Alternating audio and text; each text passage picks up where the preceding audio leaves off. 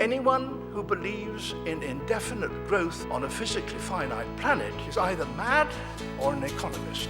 We don't want to focus politics on a notion that involves the rejection of principles around which a large majority of our fellow citizens organize their lives. We are not as endlessly manipulable and as predictable as you would think.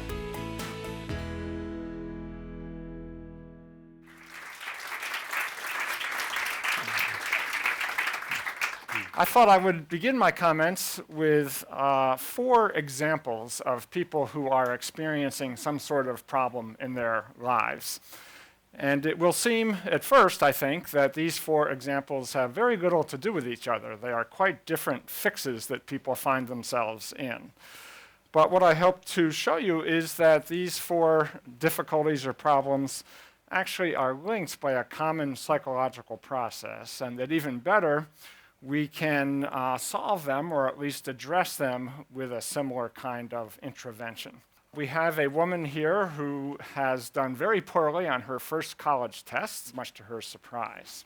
Now, for our purposes, the question is how she will interpret this experience and the kinds of stories she tells herself about it, which will determine what comes next, the outcome of her college career, I will suggest. Second example, a very different one, a parent who is at her wit's end and at risk for child abuse. Now, for our purposes, the question is the kinds of interpretations that parents make about their children and why they are acting out, and whether we might be able to change those interpretations.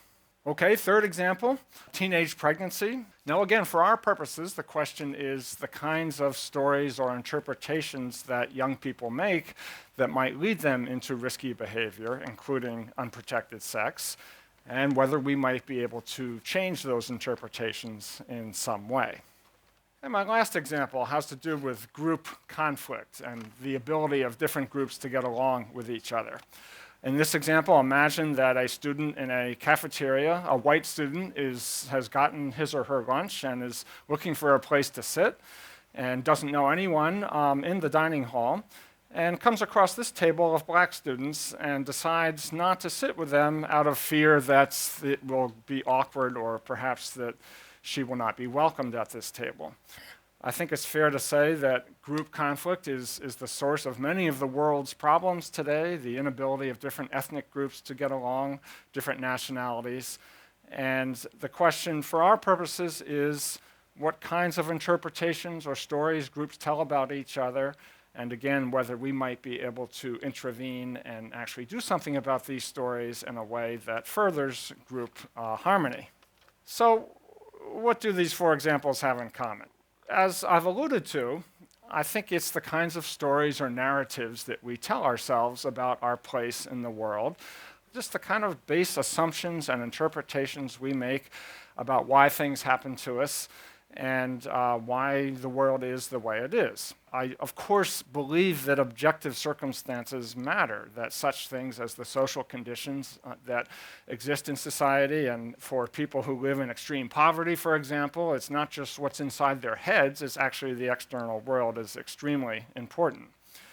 But if we were to hold this constant, take 2 people who have the same objective circumstances, there's a lot of room for interpretation as to how that person or those people understand and interpret the situation they're in. And the short, simple message I have for you is that interpretation really matters as to how they behave, and even better, how we might change their behavior. So let me go back to my example of the college students. The one on the left is the one who's done poorly on the test. I've called her Megan. And on the right, we have a different student named Sarah. And for the sake of the argument, let's assume that their objective circumstances are identical. Both have done very well in secondary school, get to university, and do very poorly on this first test. The key is how they interpret that. The woman on the left is caught in a pessimistic thought cycle, that she makes the assumption that she is a failure, she cannot make it at college, and as a result, that leads to stress and a lack of effort for the next test, that why should she try, given that she doesn't have what it takes? Well, if you don't study for the next test, you're not going to do well on it, that will lead to further bad grades, which then reinforces this original interpretation. But Sarah, the woman on the right, has a very different interpretation. She says to herself, this is a wake-up call, I'm fine, I can do this, I just need to learn how to study differently in college. That leads to more effort in studying for the next tests and less stress. It pays off with better grades on the next test, which then reinforces this more positive interpretation of her situation. So the question is, basically, how do we get people to think more like Sarah, the optimistic thinker, and less like Megan, the pessimistic thinker? Now, on the one hand, you might say that this is a difficult task because often the narratives and stories we tell ourselves are rooted in years of family history, cultural background, perhaps even a genetic basis. And so how could we possibly hope to change these narratives? And indeed, sometimes they are deeply rooted. And in such cases, it may be that psychotherapy is necessary to change people's stories. But recently, social psychologists have discovered that there may be a simpler way to do this. If we catch people earlier in the process, before they've gotten to the point where they need psychotherapy, maybe we can redirect their narrative down the more positive path in simpler ways.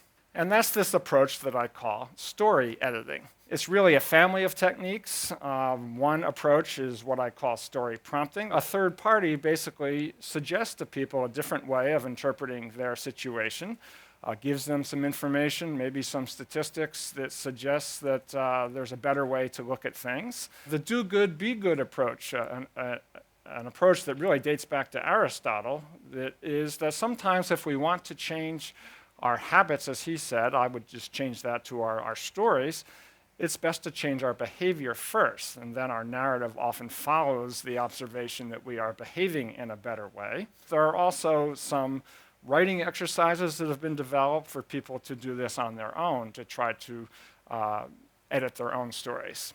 So, back to our mythical college students. How can we get them to redirect their stories? We took a sample of college students who were not doing well and were quite worried about their performance. These were all first-year students.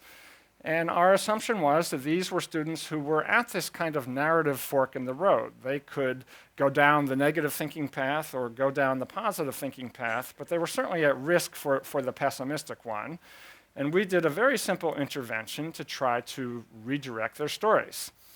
We simply gave them some statistics suggesting that many college students do poorly at first, but do better as time goes by. And we also showed them some videotaped interviews of upper-class students who reinforced this message by saying that, yeah, you know, when I was a freshman, I really did poorly, but then I learned how to do better, and now my grade point average is much higher.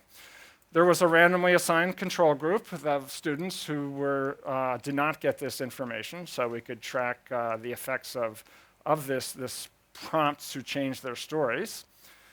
And it had some pretty good effects, that the ones who got the story prompt, their grades actually did improve compared to the students in the control group. And they were also less likely to drop out of college. Now, keep in mind, this was a 30-minute intervention, and that had these long-term effects. And I think the way it did so was, at least our assumption is, to just bump people onto the optimistic track of thinking, which becomes self-sustaining. Well, what about the child abuse? Again, a very different problem, obviously, but is it possible we could attack it in the same way? First of all, there's this strange kind of story that these parents tell themselves, namely, they often blame their kids for behavior problems, that if their kids have a crying spell or act out in some way, these parents tend to say things like, oh, they're trying to provoke me, or they're mad at me, or it's a blaming kind of attribution that is quite strange, but often seems to trigger abuse. And Bugenthal and her colleagues have done a series of studies in which the participants are parents who are at risk for abuse. Some of them are randomly assigned to a treatment group who receive 20 home visits over the course of a year. And during these visits, the home visitor helps the parent try to reinterpret their child's behavior. Well, the families who got this intervention were less likely to abuse their child, less likely to spank their child, and their children themselves had lower cortisol levels. Cortisol is a hormone which is a sign of stress, so it appears that the babies are under less stress. And the children also had higher cognitive functioning. So a much healthier outcome for the families that got this story editing intervention. Teenage pregnancy, again, one that differs in many respects from the other two, but there is some research that suggests maybe we can attack it from the same angle. It turns out that, again, the key here is to think about what sort of narratives or stories such teens have. And those who are most likely to have unprotected sex, perhaps not surprisingly, are those who feel alienated and disengaged, kind of out of touch with their communities, as if there's really not much in society for them. And it turns out that one of the best ways to help such teens develop a better narrative is, oddly, to get them to do volunteer work. And those who take part in these programs are about half as likely to get pregnant as those in a randomly assigned control group.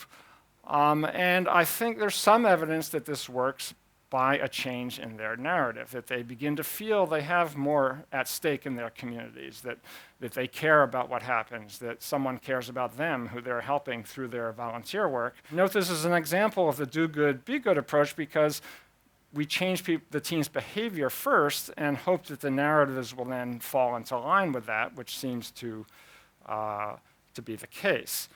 Well, let's talk about this fourth issue of group interaction. If there's one thing social psychologists know that has been studied extensively, it's that the best way to reduce conflict and prejudice is to bring groups together, at least under the right conditions. It has to be under positive conditions in which there is equal status and in which groups are depending on each other. Well, how do we do that in the real world? How do we actually get groups to interact more? Because often there's a reluctance of groups to do it. We looked at college students in the first couple of weeks after they had arrived at college, thinking that they are at a point where they're making lots of new friends, and this would be a good point at which to intervene to see if we can make them more willing to make friends of other races. And we did a really simple intervention. We showed these students a video interview of a pair of upper-class students, one black, one white, who said in this interview that they were really good friends, they were best friends, but they had not expected to be when they first met as first-year students, that they didn't think they'd have much in common, but once they got to know each other, they discovered that they really did have much in common and became fast friends. We found that the people who got this story prompt had more friends of other races than did the students in our control group, suggesting, again, that this little alteration in the way they look at things can have some benefits down the road. I think there is lots of latitude in the kinds of interpretations people make that can send them down a healthy, beneficial, well-functioning road of the kinds of stories they tell themselves, or perhaps a less healthy, pessimistic one that can lead to many problems. On the issue of teen violence, you mentioned a program in the book called Rest in Peace, I believe, which was intended to help to deter young people who are at risk of engaging in delinquent behavior or were currently involved in low-level delinquency. So they would be taken to prison, and people would tell them about what their life might be like if they were to carry on in that way, and in principle to kind of scare them out of the behavior. And what was so interesting about one of the reasons why we think, in your view, that wasn't working was because, in fact, the social psychology tells us that if you amplify the sense of an external threat, in this case the prospect of prison and a very difficult life ahead, you sometimes inadvertently you certainly increase the salience of that idea in people's minds, and particularly for people who hadn't really thought about doing that, it suddenly increases the attraction of it, or at least later in life. So actually you find that people on that program ended up being more likely to have that propensity later in life.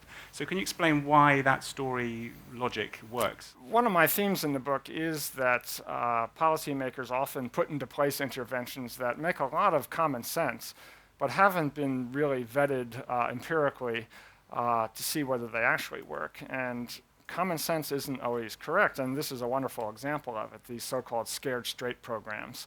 There is this paradoxical effect that if you make a threat extremely strong, it's kind of like a forbidden fruit thing almost, that people start thinking about it more and perhaps more tempted by this possibility.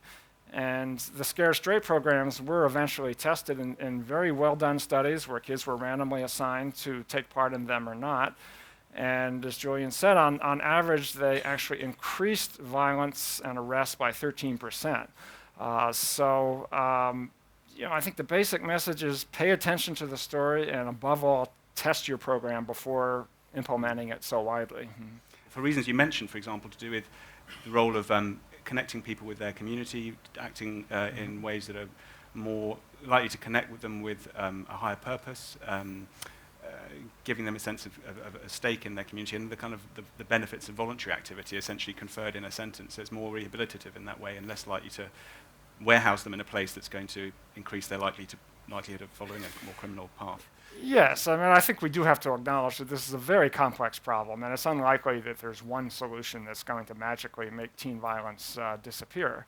But that said, I do think that looking at it from this kind of angle of the narratives that kids tell themselves, it does suggest kinds of interventions we might not think of otherwise. But also in the book, in some cases, you do essentially draw out from all the evidence a set of, I guess, sort of ex-ante design principles that we might apply to any kind of public policy program or community intervention. So, for example, with the teen violence one, it's not a great idea to put a bunch of kids who are into violence in a place together in a boot camp, and to give them ideas to feed off each other and maintain and sustain those stories. It's better to have them mentored by someone, for example, in a different context who's going to create a new pattern. So there's so how confident are you that public policy programs, by understanding more about social psychology and having policymakers more aware of these principles, can be better intelligent designers of these sort of programs, or how much is just going to happen by accident and inference post? I do think you've zeroed in on a very important point, Julian, and it's one that, to be frank, makes me slightly nervous about this analogy of a story. And that is that it isn't a highly conscious thing that we can just ask people, what's your narrative? I do think it is often implicit, less conscious as to how we're interpreting things. Often it happens very quickly. The way in which, for example, the child abuse one, I don't think parents are sitting back scratching their heads saying, my child's out to get me. I think these are quick interpretations that happen rapidly and perhaps not even entirely consciously. That leads to some difficulties in designing these interventions because they're hard to measure, these stories. And often there is some guesswork as to how things are going to work, and if they do work, why they worked. But I think through very clever experimental designs, one can make progress, with the key being the experimental design, to really have good control groups and to be able to do your best to infer what is happening in the intervention.